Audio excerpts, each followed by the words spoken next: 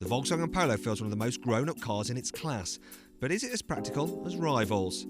The Polo's boot isn't quite the largest in terms of overall capacity, but it's one of the most well thought out and feature-packed boots. All but the entry-level model comes with an adjustable boot floor, and with it in place there's no load lip to lift heavy items over. When it isn't needed, it sits neatly at the bottom of the boot.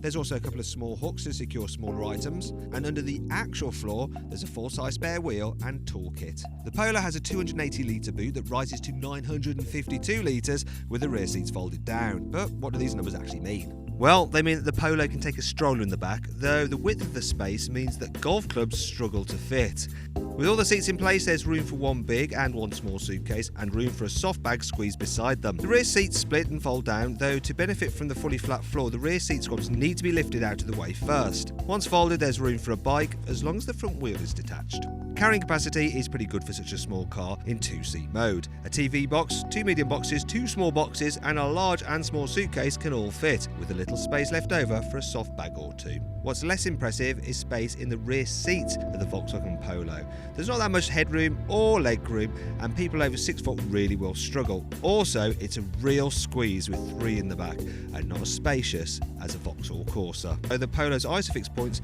are hidden behind the seat backs, so fitting a child seat is more fiddly than it should be. 5-door Polos benefits from rear doors which open nice and wide, so it's a straightforward process getting the seat in once the base is installed. The VW does do pretty well when it comes to cubby spaces though. The glove box is enormous, taking a 1.5 litre bottle and a 1 litre bottle of water with ease, and there are handy little coin slots to store your loose change. The front door bins are also cavernous, but the back door bins on 5-door models are too narrow to even take a drinks can. That's not a disaster though, as there's one cup holder for rear seat passengers mounted between the front seats, and the driver and front passenger get one each, positioned just ahead of the gear lever. Overall then, the Polo is pretty good for storing things and luggage. It's just not that great in the back seats for rear passengers. If you enjoyed this video, please like it and share it, and click on the big carwow logo to subscribe to our channel. Also click on the video windows to watch our detailed infotainment, 360-degree passenger ride and full in-depth video review for the Volkswagen Polo. Now, did you know that in 1995 VW introduced a harlequin version of the Polo which had a different colour on each body panel?